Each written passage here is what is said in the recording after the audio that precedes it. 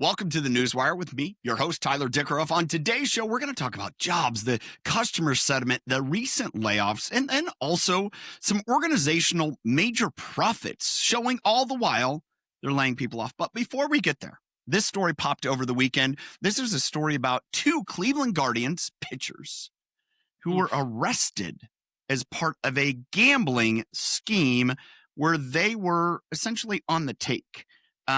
Alex, do you want to kind of start off with this $5,000 bribe situation? I mean, that's what stuck out to me is like, listen, there was winnings of at least 400,000 in fraudulent wagers, but from the article, this is a ABC News article, that the bettors agreed to pay Ortiz $5,000 bribe for throwing the rigged pitch and classify. Like, aren't these guys getting paid like millions of dollars to pitch in the professional MLB?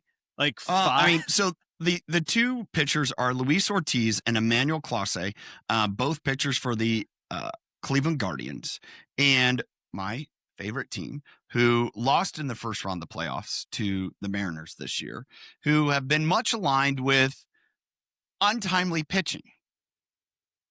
And it just kind of goes to show, like, man, come on, dude. We're from Cleveland.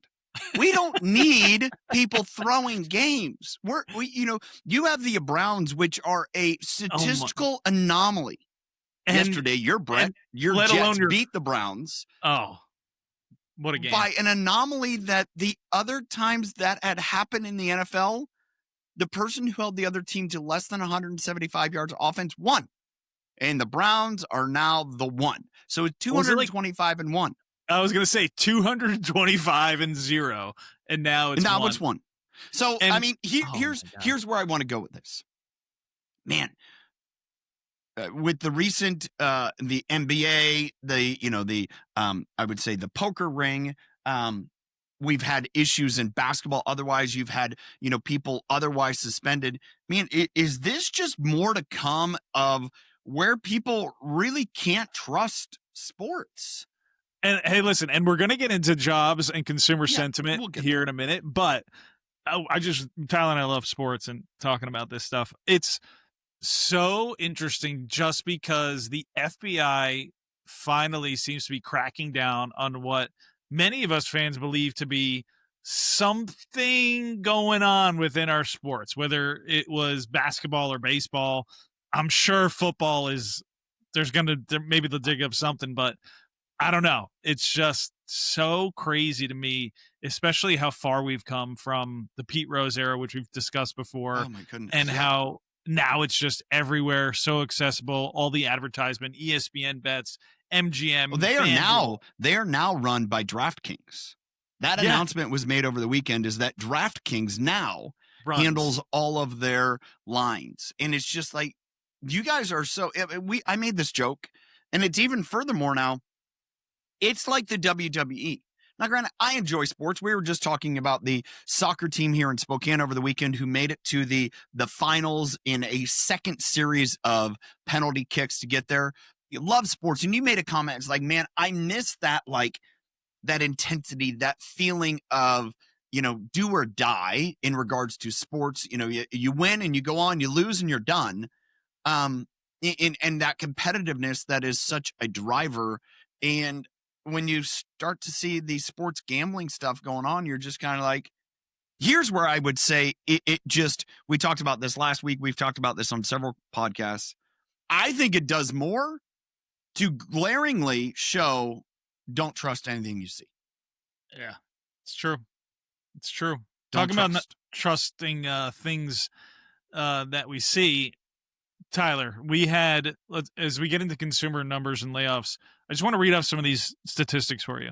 Consumer sentiment plunged in November in 2025, dropping 6.2% month over month to 50%, nearly 30% lower than a year ago. The other part to this is, so consumer sentiment is at like an all-time low. I think the lowest in almost 20 or 30 years. Layoffs. As I'm looking at this chart that you shared with me, we are back to levels not seen since really 1980. It's over 40 plus years. And on top of that, the layoffs have gone down 175% year over year, marking the highest level of unemployment since 2020, which was that pandemic? That was pandemic, yeah. So, but all the while, yeah. all the while, and I'm just pulling it up real quick because I don't have the current numbers here on the stock market. All the while, the Dow Jones is over 47,000. NASDAQ is over 23,000. S&P 500 is nearing 7,000, like all-time highs. And, one of the things that was kind of mentioned contrary to the consumer sentiment and the jobs is one of the things that I saw is that we're, again, going back to like COVID era, going to have the least number of seasonal jobs added in around the holidays. Right. And, so yet we have corporations that are posting record profits. I mean, on top of that, you have wage stagnation. So the people that do have jobs, they're not seeing growth in wages, and the US dollar seems to weaken. So not only are people losing jobs, sentiment is weak, the dollar's weaker, wages aren't going higher, inflation is still there. It's tampered a little bit. I mean, that and this government shutdown is not, for the current administration is not, proving well. It's not, it doesn't feel like a golden age yet, Tyler, here in America. Now, will it what would lead us to the reversal? Like, how do we reverse this? Is my, I guess, here's what I wonder. I've thought this, and I as we're coming into financial, and this has just been my speculation idea for a couple years, is, going back to 07 and 08, 2007, 2008, the recession that we had at that point, the great housing bust, the economic kind of turmoil, a lot of that was driven by, I'm just going to call it, for lack of a better term, greedy banking. Okay. That's how I'm going to describe it. That's not all of it, but that's what I would consider a lot of it. Well, we get into the situation today, and I don't think it's greedy banking going on, because a lot of the banks have had their, a lot of regulation put on them. They aren't unable to really lend like they did 20 years ago. But you have a lot of private equity that's driving it, and you have now all of a sudden the stock market where there's major divergence, this separation between Main Street, what's everyday living, and Wall Street. And the gap keeps getting farther and farther, as evidenced by the number of people that are getting nationwide benefits. We talked about SNAP last week, the number of 42 million people that are supposedly getting those benefits. All the while we're seeing record high profits corporately.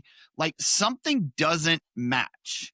And I believe that, we had all this corporate led by banking, kind of unwinding. Now, I think it's going to be more personal issues where you're going to have personal bankruptcy. You're going to have those factors that drive this economy downwards. And, as you talk to the consumer sentiment, or we look at a lot of the sales numbers, there's a lot of companies that, they look at their fourth quarter sales like, man, we don't have the projections that we need, which I think has led to less hiring here in fourth quarter.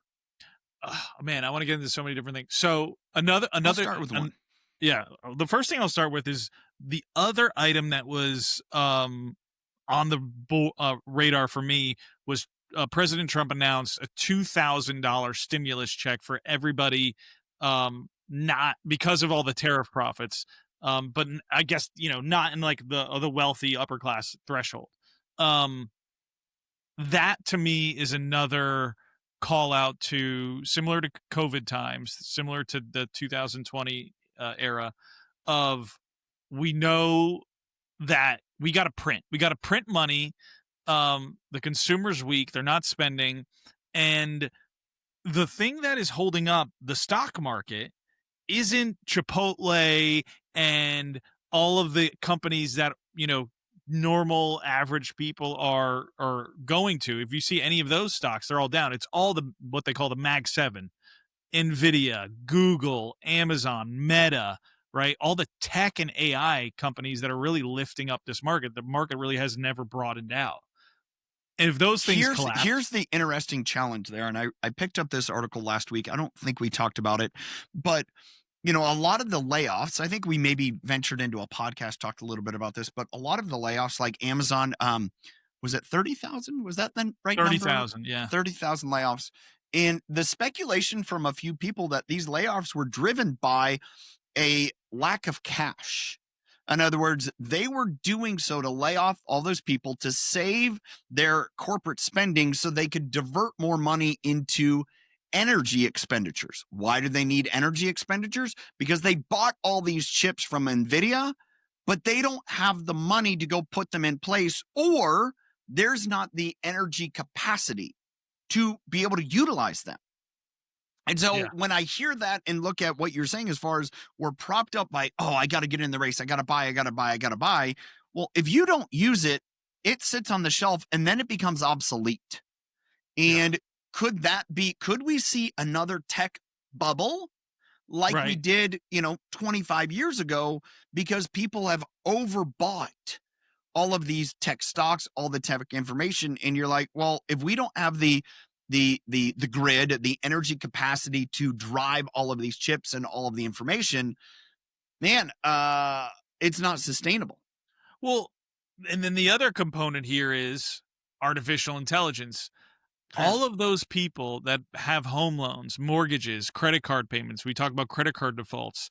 If jobs keep dropping, like, hey, I had this great mid-level management job at Amazon for 15, 20 years, but I got a jumbo mortgage, or Apple or NVIDIA. Yeah.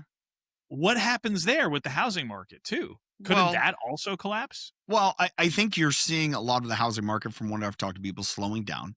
People in this time of the year in much of the northern part of the country where people, don't as much transactions. Here's something that I wonder. And, you have now, we'll call it 6 weeks, give or take, of the government shutdown. We talked a little bit about that. I know as of last week, they had gone through 2 full paychecks, not getting paid, plus a third minor one. It's not done yet. But the impact of all of that money that, I know I got several from my lending institution, banks, that was like, hey, if you're affected by the government shutdown, you can apply for deferments. Well, when you start deferring things, that tells me, if banks are willing to defer, that means that they're sitting on plenty of cash. They're okay, but when we start kicking the can, it's when I believe that problems start to really explode.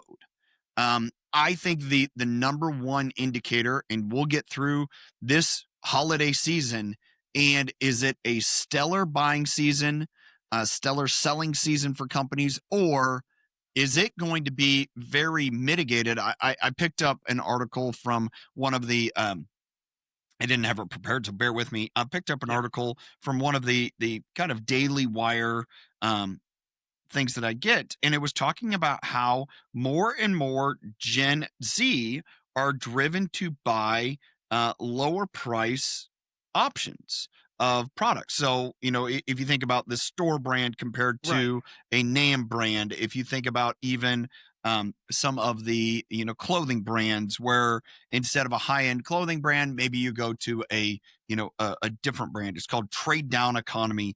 And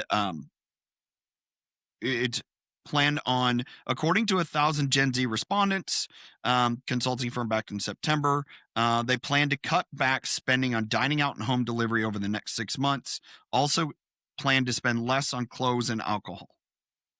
Yeah, they're cutting out a lot of people are cutting out alcohol. That's been one of the hardest hit areas, which I guess is a good thing. I mean, that's been an up and down over the last couple of years. And so all of this comes back to, man, are we, how do we prepare? What do we do? How does someone listening in today, in your opinion, Alex, what can they do with this information? I mean, I was just looking up on the U.S. credit card delinquency by 90 days. We're at, like, I'm pulling up a chart here, 5-year. It is at the highest it's been. It's way higher than it was in the 2020s. We're at Go ahead and share that. What's that? Share screen? Go ahead and share that. Yeah, okay, share let me just pull this up real quick. Hold on. because I think it's a lot. Everyone has credit cards and uses credit cards now. Yeah, it's a matter of how are we able to pay off those credit cards? So Tyler, take a look at this chart. This is a U.S. credit card accounts delinquent by 90 days or more. This is a 5-year chart. It won't let me give a 10-year or max, but we're at 12.41%. the highest over the 5-year period, going back to COVID.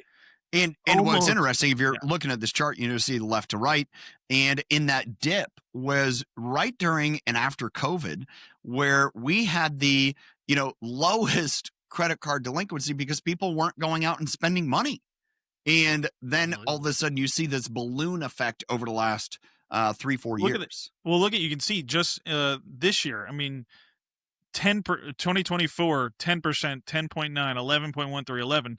We're at almost 12.5% in September. I'm sure this number is going to continue to creep up. Tyler, what does that tell you? Just this data. Well, this is, the thing that,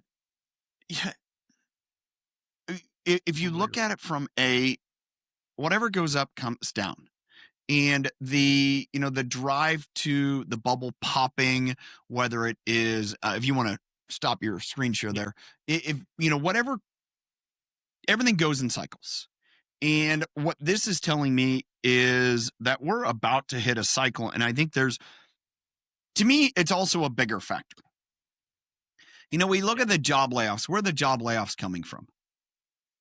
A lot of the white collar, tech companies to places where they've automated, to consumerism, where much of that has been automated.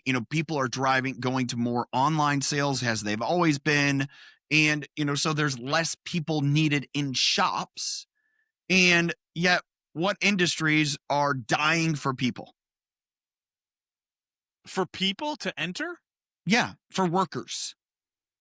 Oh, the blue collar, anything related to, where you use your hands. And even I would say, like, you look at industries, consumerism industries, where it is, I need a line cook, or I need, someone that's going to make drinks and serve drinks, coffee shops, those things.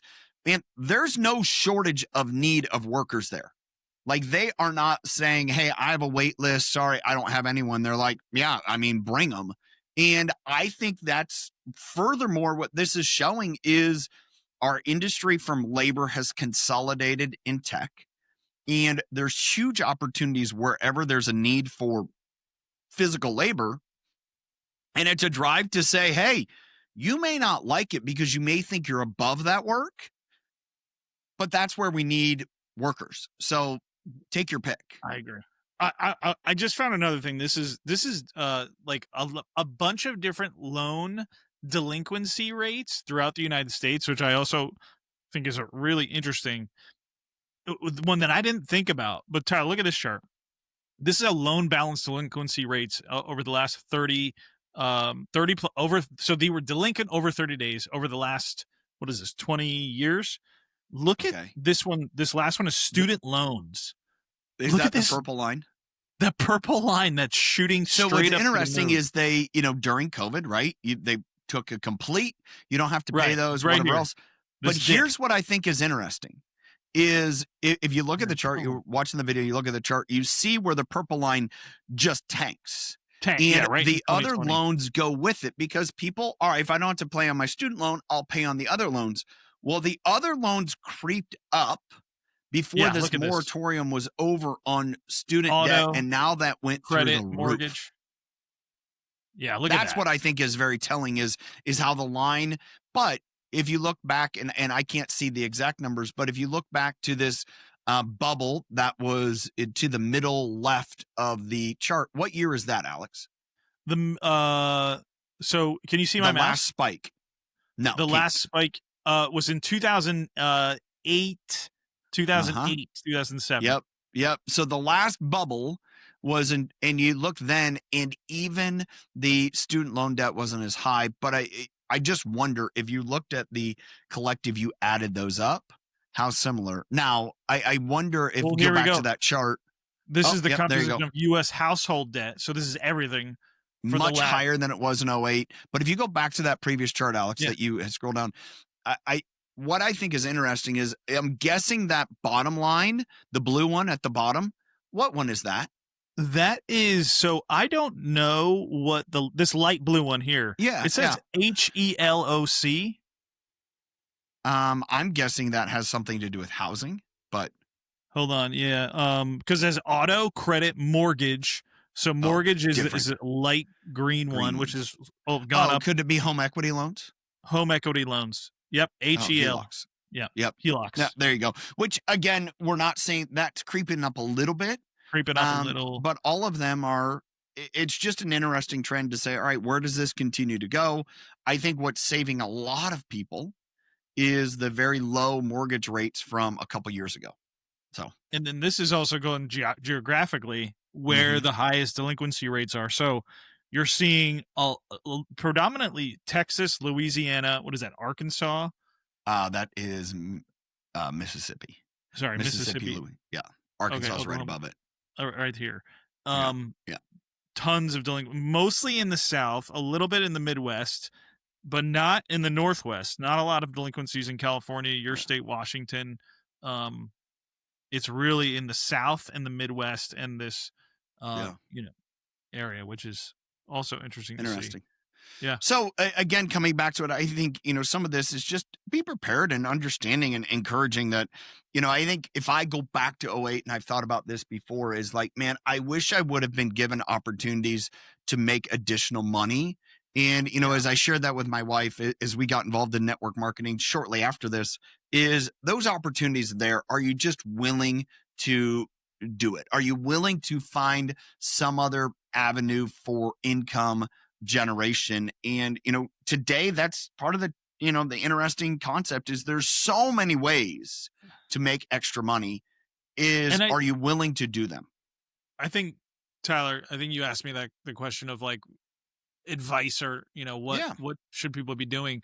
I think people are doing it in the sense of cutting their budgets, because you're seeing it in how the spending, right? Yeah. People are spending way less. Now, I think where the real problem lies is, what do I do? Like you said, what do I do to make income? I lost my job, my corporate job. There's so many advertisements for, everything on YouTube, right? You see online marketing and ship selling and all the different AI tools. I make $900,000 a month or $50,000 a month doing this drop shipping. I think there are a lot of areas to find jobs online if you want to stay digital. It takes just the same amount of effort if you were to become a plumber or an electrician. I think it's there, but you really have to study it and learn it, and it's going to take time. If I wanted to go become a plumber, it would take me at least a year to really fully understand what the hell I was doing. Yeah. And I think it's just like that. It's similar landscape of, if you're in your late 30s and your early 40s, I think this is affecting a lot that group of people, because that is a lot of that mid-level management age demographic. Yeah. And you're going, I've been doing this for 15, 20 years. What the hell do I do now? Yeah. I just think you're still so young and you can make the change and make the pivot to do something else. I really believe that. And I think that's where, you look back COVID, the people that were innovative and willing to do the work survived. And whether we like it or not, the economy is forcing people to face that. It's forcing a young generation of 18 to 22-year-olds to say, man, is a college education worth it to get into an industry that is actively cutting jobs? No. Now, is an education worth it? Always worth it, right? And Totally. you can always learning, but the ability to say, do I go into a career where there is an upward potential? That's what I think this conversation continues to beg, because there are, societal needs where, as you mentioned this, shared with me, Gary Vee shared a week or so ago. It's like the greatest need in our society is people that are building electrical generation anything to do with that, man, there's huge need because we have all these chips that are sitting, not getting utilized because they need the infrastructure and the electrical capacity to run them. We need the electricians to wire and do all those things. Well, guess what? If you have a electrical, let's say it's a data center getting built, what does that need? It also needs plumbing. It also needs HVAC. It also needs other construction. It needs all of those things to drive our, incessant desire for AI.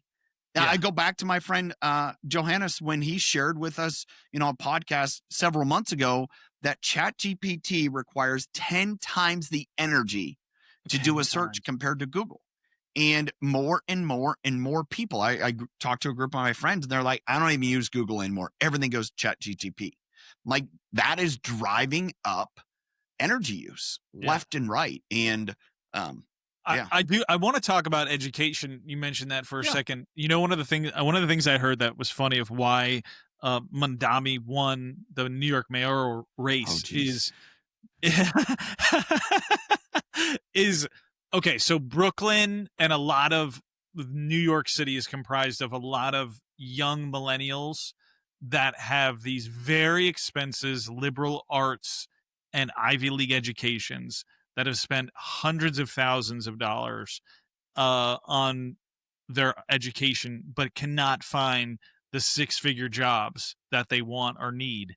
And these government programs, they were seemingly promised, right? That they need to pay off their debt for these high, right? And now the government, they have to almost rely on what Mandami is promising, which is all of these government-free programs to help them basically exist in Brooklyn and Manhattan, Queens, where it's super expensive to live. And I was like, what a great point to think about, is like spending all that money on this education and then really like can't find a job to utilize that knowledge, which, to your point, it's like, what are you spending all this money to go to liberal arts or very expensive college unless really know what you want to do? I think there's a better path. It's an economic situation that no one wants to look at education as economics. Yeah. Education is often viewed as virtuistic and not practical. Meaning, if I spend $1 in education, if I can't make $1 in return, then that education is not worthwhile. But yet people would fight that absolutely tooth and nail and say it's always worth it. And like, yeah, but your education has to return something. Yeah. If it doesn't return something, then it is a cost. And that's fine if you have the money for cost. But if it's from a business, if you, for example, owned a plumbing business and you go and buy $100,000 truck, and that truck just sits on the front lawn and looks pretty and is an advertisement, but doesn't bring any business, right?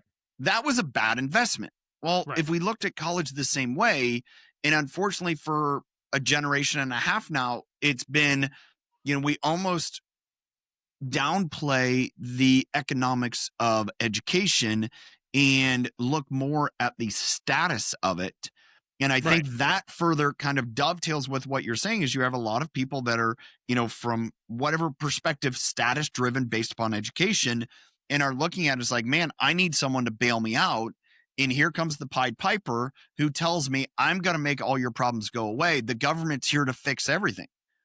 Right. And, one of the things that I was thinking about over the weekend, I don't know if you're old enough to remember. I'm guessing not, because I think this was probably much in the late 80s before the Berlin Wall was knocked down. Yeah. So the Berlin Wall was knocked down, I think, in 1990, something around there. Yeah, East and West Germany. Yep, I remember vividly the stories, the recounting of, communist USSR. And they were waiting in line for food. And there would be people waiting in line for hours to get their allotment of food. And I think, as I remember that vividly, kind of this idea of the plight of too many government programs to feed. Right. And what are we just going through? we had the government shutdown. We talked about it last week, the SNAP, the lawsuits, the requests, and then there was a Supreme Court stay where it kind of seems very, very contrived as far as, we're going to get everyone back their funding. And, again, whether it's true or not, I do know this is true. When you look at what money that goes through SNAP programs, EBT is spent on, and this is something that RFK Jr. is wildly behind, is no, we need to get rid of the processed junk food and make it more, healthy. We got to serve our nation that way. And there was something I saw on X earlier today, and it was a driver delivering product into a Walmart. And he said the funds come out, and overwhelmingly the need that they have were sodas and, junk food. It is what he called. And to me, that goes back to when we've created those habits, when we've created those, I would say, addictions. And yet when we look at what happened, 30 some years ago that I experienced as a child, and now we see it's like, man, the option, the solution should not be the government, because the government doesn't have a fail safe for when they are shut down, or, if there's a union strike or whatever else. Is like, man, you're seeing the potential pitfalls of that system. The other thing too, to fund all of these programs takes a ton. And listen, New York brings in a ton of money, but what happens when the wealthy and the businesses start leaving? My mom's business that she's worked for over 30 years, they've been in Manhattan forever. Her boss, the founder or the co-owner, said, Maria, I hope you are happy. We might be moving to New Jersey. Yeah. So okay, you start losing funding. How do you keep it up? How do you maintain it if businesses and wealthy entrepreneurs start leaving Manhattan too, right? How do you and I've seen that first and foremost where I live. I live, relatively 25, 30 miles from the Washington-Idaho border. And over the last year or so, because of a lot of the tax increases, because of a lot of Washington has one of the highest gas prices in the country. Right. I can drive across the border and I can pay up to, if not more than $1 a gallon less for fuel. Now, what's done is at the same point, housing costs are almost 20% higher because of the demand. They don't have the houses. So it's kind of almost equaled out, but you don't have a lot of the state mandated taxation. And I think where you live, it's like, if you were to stop and think, all right, go back 10 years and you're like, man, people are going to move from New York to New Jersey to save on taxes. And New Jersey is one of the higher tax New Jersey states is a high, in the country, and you would laugh at it. But that's what they're doing, because when you're, whether it's you have mobility or not, when you have the, I would say, the wherewithal to run calculations where, you've talked about moving back to New Jersey. That's where your parents are. That's where family is. All right. There's a cost associated with that. I've talked to my family members who still live in California, and, much the same as there's a family connection there, even though they know with the state taxes that they can live other places in the country and make, have considerable less cost. Yeah. Well, if they have a business that's established there, they don't have the ability. Like Kelly and I, my wife and I, have the ability. We could live anywhere. Our businesses are not bound by living here. Right. And we've talked about it. It's like, we aren't going to live in Washington forever. Who knows where our kids are going to be? My parents are probably going to move back to where my brother is so they can be around him and his kids. Like, we don't have to live here. And I think what you're sharing is that businesses that have the ability to set up shop anywhere. Right. And if they start looking at it, it's like, as you mentioned, your mom's boss, says, well, Maria, we're going to move to New Jersey. Well, how many other employees live in New Jersey? And they're like, great, you're closer to me. Awesome. No big deal. I don't care. Now, if there's a lot of people that say live north of Manhattan, other places are like, oh, well, you're going to move. I guess I got to look for another job. And that's going to be a consideration of their movement. And maybe there's people like, all right, we're moving to New Jersey, right? And it's this geopolitical, I I would say relocation is gone on the last few years because of elections, right? And with some of these new elections are going to only continue. And I can say firsthand, it's comical in the state of Washington. If you look at the chart over the last 15 years of, the last governor, this governor, we moved here about 16 years ago. There's a direct chart of left to right, meaning going from low to high of absolute taxed revenue income. That has gone up. They've never made more money. And if you look at another chart as far as from left to right deficit, that continues to go deeper and deeper and deeper. So they're making more money and spending more than ever. And, just in this last election a year ago, the new governor, they raised taxes like 9-10%. Yeah. And their overall revenue for the year is less than it was last year. Because people left. And, that's where locally I was talking to a friend last night who's, has a campaign. He's going to run for state representative next year. And he was talking about instituting some new taxes here in the city. And they're like, you realize that's going to bring in less revenue. And they're like, well, our research doesn't indicate that. I'm like, that's what happens. You raise taxes. Generally, people will, reassess what they're doing. And, he was talking about they're going to institute a parking tax. And I'm like, well, you raise parking to an extent where it's too pricey. People aren't going to go downtown or they'll just take an Uber, right? Oh, if I can, all right, I'm going to drive, I live depending where I live. Oh man, it's cheaper for me, easier for me. I'm going to go to a soccer game, right? Oh, we'll just take an Uber because it's the same cost as parking. I'll just take an Uber and then I don't have to worry about driving. Exactly. Well, duh. There goes your genius parking tax law. Well, and I think it's a lesson in economics, and we're learning it societally, left and right, whether you want to or not. And, it comes back to the jobs. That's a factor of economics. It really is. And you're going to have to drive up the price that we pay for those services to get enough people to do the job to make it more affordable. But that's only because more people are doing the job. And, it's this back and forth, and where you mess it up is when you give money and, kind of falsify the economics. It's happening. But still happening. I would go back to the point you made, and I would contend that likely a lot of that rebate would be to drive more consumerism to keep the economy from absolutely tanking. But I look at this, if you keep it from tanking, it's going to take longer for it to rebound and recover. Yeah. Just keep pushing it. Anyways, that's a Newswire today. We talked about consumer behavior. We talked about finances. We talked about a couple idiot baseball pitchers. I mean, I'm going to lay it that way. Hey, maybe they're innocent. I shouldn't presume that they're guilty. Maybe they're absolutely innocent. It's not what it seems. That could be the case. Let's see what happens. Doesn't look good, though. Anyways, but the Jets are 2-7. Here we go. 2-7. We're going to go They're out. on a win streak. They're on a winning streak. 2 games in a row.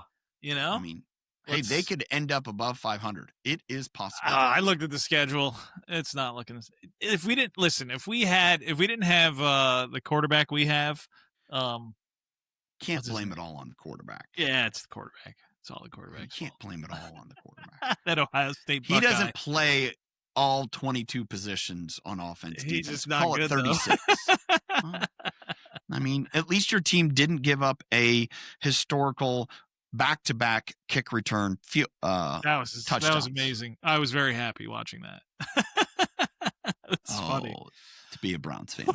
Anyways, till next time, thanks for joining us. Remember to hit the subscribe button as well as the bell to get notified whenever we drop new content. Until then, choose to lead with impact.